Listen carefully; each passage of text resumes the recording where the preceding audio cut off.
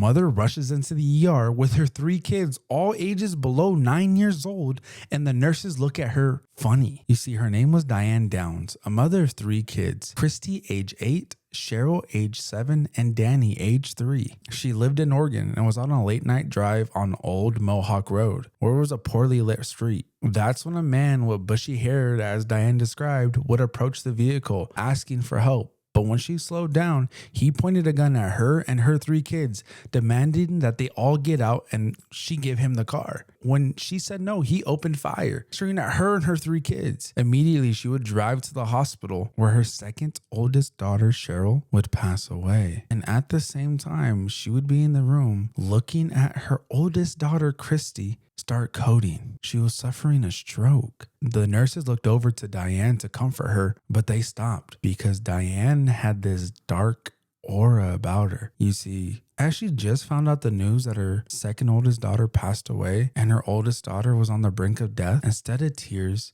she stared with almost a smile starting to emerge. The nurses, noticing her odd behavior, started to immediately document all the weird stuff that she would do. Luckily, Christy survived the stroke, but she was partially paralyzed, unable to speak. Danny, her 3-year-old, who was also shot, survived, but he would be paralyzed from the waist down. An investigation was launched where immediately the lead detective suspected Diane. Eyewitnesses would even report that she drove to the hospital with no urgency, not like how a mother should, with her 3 kids on the brink of death in the back seat. All the while, Diane would go from interview to interview, crying about the story, the horror that she just went through, giving a gentle smile to try to show strength. The public believed that she was a very sympathetic mother who just went through tragedy. But in the fall of 1983, her kids were already in state custody because Diane was under investigation for murdering her own kid. And instead of her trying to fight back to get her kids, you know what she did?